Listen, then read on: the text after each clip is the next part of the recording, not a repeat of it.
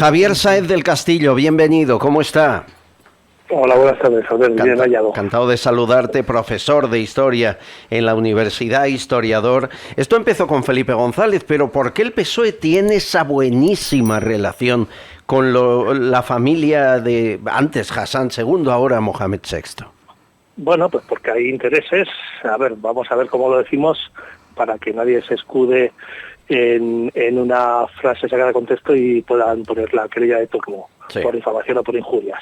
Digamos que hay intereses comunes en los que ha habido favores mutuos que se han hecho y uno de los mentideros que ha habido, mentideros y pruebas concretas desde hace 40 años en Madrid, en torno de las relaciones diplomáticas españolas, es de todos conocido que en ese tráfico de intereses circulan maletines con importantes cantidades de dinero, pero que no son solo hacia personas vinculadas o pertenecientes a un partido político, sino también con todo el entramado profesional, empresarial y también, sobre todo, mediático, especialmente mediático. ¿Estás diciendo que el gobierno de Marruecos paga periodistas en España?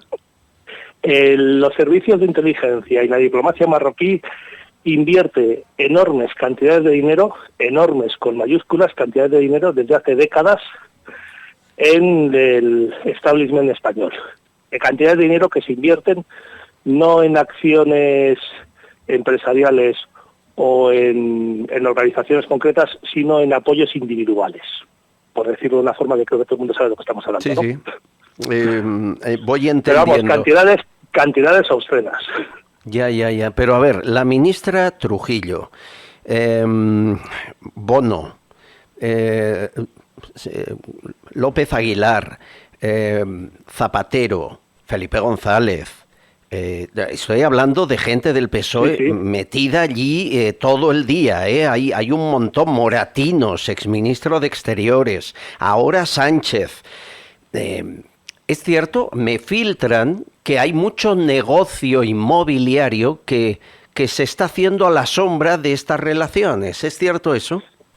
Sí, bueno, no hay más que ver que simplemente ver un registro de propiedades inmobiliarias a nombre de españoles, de políticos españoles o de empresas o organizaciones vinculadas a estas personas que sirven como residencia, especialmente en Tánger, fundamentalmente en Tánger, también en Marrakech, pues viendo, anda, mira, te vas encontrando, anda, aquí hay una casa de un ministro, uy, aquí hay otra casa de otro ministro, aquí hay una casa del que fue presidente de un banco, aquí hay una casa del hermano de un gran periódico. Aquí hay una casa a nombre de la empresa que es la principal accionista de tal televisión y es una casa que es residencial, no es un edificio de oficinas. Por lo tanto, no hablamos solo de políticos, sino de altos cargos de empresas españolas también. Sí, pero es la táctica que ha hecho Marruecos desde el siglo XIX, esto viene de muy largo, que ha sido la de garantizar su hegemonía. Marruecos aspira desde el siglo finales del XVIII, principios del XIX, pues desde la Revolución Francesa, aspira a ser un poder hegemónico en la región, en todo el noreste de África. Y esa posición del noroeste de África con buenas relaciones con Europa. Y entonces lo que ha hecho siempre ha sido decir, bueno, yo a Europa o a Occidente, porque a partir de ahí está Estados Unidos también, le puedo ofrecer dos cosas.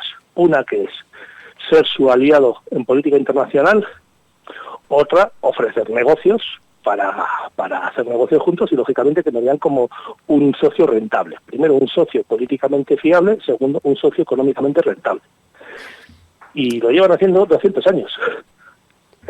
Dios mío. Bueno, pues ahí estamos. Vamos, que esta reunión bilateral de bilateral no tiene nada. Aquí hay alguien que ordena y manda y además tiene el apoyo de Estados Unidos, que es Marruecos, y alguien que obedece, que es España. Esto es así. Es que fíjate, sí, mire, Estados Unidos y Marruecos, una cosa que muchísima gente desconoce, el primer país que reconoció de forma implícita la independencia de Estados Unidos fue Marruecos. Estamos hablando de 1777, hace 130 años, en plena independencia, 150 años, todavía no había terminado siquiera la guerra de independencia de Estados Unidos. Y el primer acuerdo internacional que hace Estados Unidos una vez ya independiente, en 1786, es con Marruecos. A partir de ahí la relación ha sido duradera. De hecho, el tratado internacional más antiguo en vigor por parte de Estados Unidos es el Tratado de Directiva de Relaciones con Marruecos, de 1786, por una versión de 1836. Ya. y por intereses comerciales, económicos, contra la piratería en la zona. Entonces, Estados Unidos siempre ha buscado un socio fiable en la zona. Durante una época lo fue España, pero claro, lo que en política internacional te hace ser fiable es que tú seas un país que no dé bandazos. Es que Marruecos simplemente no es que lo haga contra nosotros, es que Marruecos lo hace bien y nosotros lo hacemos mal. Ya. Acláreme algo, Javier Sáez del Castillo. ¿Por qué estamos regalando tanto dinero a Marruecos? Todos los gobiernos, ¿eh? En los 4 años que lleva, mis cálculos hablan de casi 400 millones. Tengo aquí 90 millones para control de fronteras en 3 años, 190 millones para las vías del tren en Casablanca. Y cantidades pequeñas al Fondo de Seguridad Física Nuclear, 150.000 euros. Hay un montón. Por ejemplo, hay una empresa llamada Haida que le han donado 21 millones.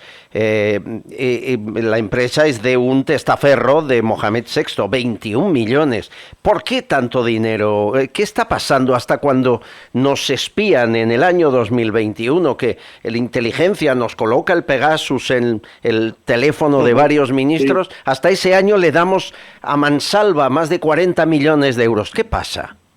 Pues, a ver, esto tampoco es nuevo. Que en política internacional las voluntades se compran, de siempre, y se van a seguir comprando. Y a mí no me parece del todo mal, quiero decir, son las reglas del juego y uno sabe qué es lo que hay. No son buenas, pero son las que hay. Entonces, lo que deja de saber es utilizarlas con inteligencia.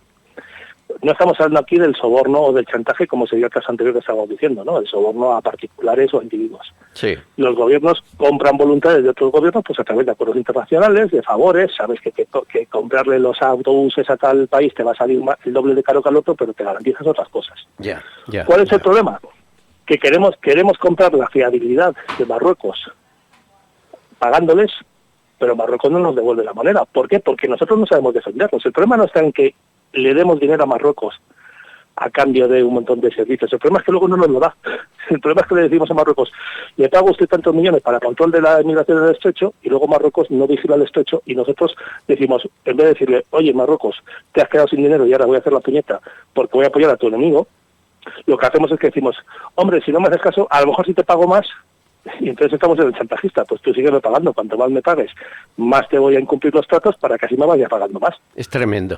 Y algo más, si España lo hace, Europa también. Tengo aquí datos de Josep Borrell. La Unión Europea no actúa de forma distinta. En Televisión Española reconoció Borrell que en los últimos 7 años envió ayudas a Marruecos por valor de 15.000 millones de euros. ¿Es lo mismo que con España? Sí, es muy parecido. De hecho, lo estamos viendo con el escándalo de Qatargate, como al final se ha visto que los cataríes lo que estaban haciendo era aprovecharse de la red de corrupción, y esto ya sí se puede decir así abiertamente, porque ya está el propio Parlamento Europeo ha abierto una investigación. La red de corrupción que los servicios secretos de Marruecos habían montado en Bruselas a base de sobornos y favores a diputados para conseguir que leyes favorables, estamos en lo mismo, diputados socialistas, sí. Fundamentalmente la inmensa mayoría socialistas, leyes favorables que el problema no es que sean favorables para Marruecos, el problema es que han sido favorables para Marruecos perjudicando a los propios ciudadanos europeos, es decir, facilidades, por ejemplo, a la exportación de productos agrícolas, que el primer perjudicado eran los productores europeos de esos mismos productos, y hacían una competencia desleal. Esto es una cosa que lo vemos, los que tenemos relación con el campo, lo vemos continuamente, ¿no? ¿Por qué muchas veces decimos, ¿por qué un producto español en el mercado es más caro que un producto marroquí? Pues porque, para empezar, los costes de producción son más bajos allí. Pero no solo eso, es que me están pidiendo un montón de controles de sanidad, de calidad, etcétera, que me encarecen el producto, que en la frontera no se lo exijo a Marruecos. Con lo cual, 2 varas de medir y nos obligan a comprar a esos países infinidad de productos debido a este tipo de acuerdos. El problema de Marruecos no es que Marruecos quiera sobornarnos, el problema es los que aquí se dejan sobornar. Eso es lo grave. Sí, pero por lo que dices, se han dejado sobornar desde que llegó la democracia, ¿no? No sé si anteriormente con Franco también. Desde la época del Sáhara. Desde la Marcha Verde. Sí, a partir de ahí, algunos intentos había antes, pero vamos, fundamentalmente desde la época de la Marcha Verde. Y hay otro momento importante que es a partir de la negociación de España, pero eso sería muy largo y evidentemente un programa de radio no es una clase de historia contemporánea. Hay un pico también a partir de la entrada de España en la Unión Europea.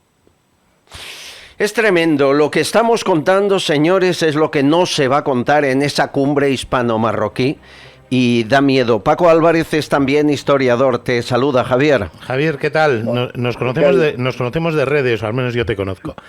Sí. Oye, ¿qué tal? Bien. Da gusto escucharte.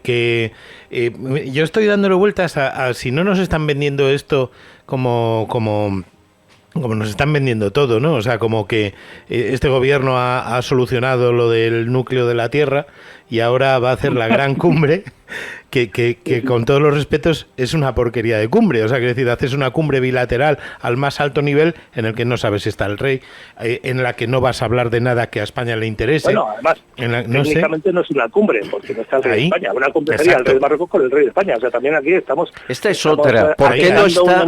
Es eso, claro. ¿Por qué? Sí, pero, le interesa claro, esto? ¿por qué no está el rey? Es decir, durante todo el reinado de don Juan Carlos se decía que era el hermano de Hassan II. Sí. ¿Recuerdas? Ahora, desde que está Felipe VI, apenas hay imágenes de él y Mohamed. ¿Qué ocurre? Hombre, aquí en teoría hay dos cosas. Bueno, no sé si Paco quiere explicarlo, pero en teoría hay dos factores. Uno, que las negociaciones, la cumbre se produce cuando ya se han cerrado las negociaciones. Porque si salen mal, no pueden salir mal con los dos jefes porque no hay una instancia superior. O sea, que ya está negociado lo que tengan que negociar y van a hacer el paripé y la foto. La foto. Vale. Me dice de Félix que eso es muy habitual, María Ángeles. Hola, ¿qué tal? Sí, claro. Para empezar, estas cumbres bilaterales se celebran desde hace una serie de años. No sé si son 12 los países, no lo recuerdo exactamente, con los que España tiene cumbres bilaterales cada año. Un año se celebra en la ciudad del país correspondiente y otra aquí. No tendría ningún sentido que este año, por una serie de circunstancias que han sucedido, que llevamos con problemas, con tiras y aflojas, con que ahora te abro la verja, que mañana te la cierro, con eso llevamos años y años. No se entendería que este año no se celebre la cumbre. Eso sí que no tendría ningún sentido. Sí. Vamos a ver, Paco, estas cosas ya van... que no se va a firmar, ya no van a decir nada, van a negociadas, decir que va todo muy ya bien. se van... hay muchos acuerdos que no llegan al público en general, claro, porque realmente no tienen mucho sentido. Pero sí que hay un gesto, son políticas de gestos muchas veces. Yo le hacía a Javier Sáez la pregunta de por qué el rey no va. ¿Cuál sería el motivo? Una es el motivo que te he dicho. Es decir, los encuentros de la cumbre se producen cuando ya no hay temas de discusión, porque evidentemente no puedes provocar una discusión en la cumbre, que ya hay un enfrentamiento. Sí, siempre que haya que discutir o negociar, siempre lo haces con un nivel más bajo. Para que sea cualquier desencuentro, pues oye, siempre hay una posibilidad de retomar la negociación con una autoridad superior. Evidentemente por encima del jefe del Estado no hay ninguna autoridad superior, con lo cual lo deja siempre cuando ya está todo cerrado. Eso por una parte. Por otra, que no es tanto el hecho de que se reúna o no se reúna el gobierno, como ha dicho ahora María Ángeles. María Ángeles, como ha dicho María Ángeles, pues es que son muy habituales. La cuestión está en el lenguaje que se utiliza, porque una cosa es un encuentro de gobiernos y otra cosa es hablar la cumbre, como si uno fuese que estuviera en la cumbre, pero bueno, es el lenguaje habitual con el que su santidad Pedro I, o Pedro el Grande, Pedro el Magno y Eterno, pues con la que se presenta, como si él fuese el Estado. A mí, yo cuando le digo hablar, y el lenguaje que utilizan los medios que le hacen la ola, los medios pelotas, que son cada vez más, pues es el de, que parece cuando uno oía lo de Luis XIV, el Estado soy yo. Pues bueno, ya si hasta, como bien ha dicho Paco, si hasta el núcleo de la Tierra le obedece, pues ya, claro, apague y vámonos. O sea. Sí, mi gran duda es en las fotos de esta cumbre, ¿qué es lo que va a pasar? Va a tener la bandera de España boca abajo, una foto de Tarik, un mapa de Marruecos en el que las Canarias sean parte de Marruecos. Algo va a ocurrir. O sea, porque estamos cada vez hablando que ha de sucedido esa foto, Javier, no ha sido casual, no ha sido un error. Es que, como ha dicho María Ángeles, esto es una política de gestos. Y en esa política de gestos, y ella que ha estado ahí lo ha visto, se mide hasta el color del pasador de corbata. Eso de que no ha sido un error, no, vamos a ver, ha sido un error, no. Usted sabe perfectamente, y además entre los suyos, entre los funcionarios que van con usted, siempre hay alguno que dice, oye, mira, que han puesto esa foto, anda, mira, que han puesto en el cartel. Sí, pero me cuesta imaginar esto, Javier. Imagínate, en la primera foto con Sánchez y Mohamed VI pusieron, como saben, la bandera de España al revés. ¿Me estás diciendo que alguien se fijó, se lo dijo a Sánchez y Sánchez dijo déjalo estar? Me cuesta mucho vamos, no me creo que nadie de la delegación española no lo viera, no te digo ya de los políticos y de los personajes de designación que son políticos bajo cargo a dedo, pero entre los funcionarios seguro que más de uno y por supuesto entre los funcionarios el que lo vio lo dijo. Otra cosa es que no harían caso y probablemente muy conscientemente. Ya sabemos también lo que importa la bandera y lo que importa España para nuestros gobiernos, por desgracia. Qué pena. Así es. Y sobre todo si hay un cheque por medio. Tú insistes en que esto es un negocio para muchos altos directivos y cargos políticos de España. Marruecos es un gran negocio desde hace años y es el lugar donde terminan, pues yo, por ejemplo, montando... Cuando se habla del móvil de Sánchez, yo no le doy tanta importancia. Pues algo habría, seguro, pero porque esto no viene del móvil de Sánchez, empezando porque el propio Sánchez hacía esto mucho antes de que saliera el asunto, desde que llegaba a la Moncloa. Pero es que esto viene ocurriendo desde hace muchos años. No hay más que ver el bandazo que dio el PSOE en su posicionamiento desde la época de Felipe González con el tema del Sahara, por ejemplo. Sí. Tremendo, es tremendo. Javier Sáez del Castillo, nos ayudas a abrir los ojos y eso es mucho. Un historiador que dice las cosas tal y como son, no te creas, Paco, tú y pocos más. Santa Marta, Javier y alguno más. Un abrazo fuerte, Javier. Un abrazo a vosotros y muchas gracias. Gracias por tu ayuda. Historiador, profesor de historia en la universidad.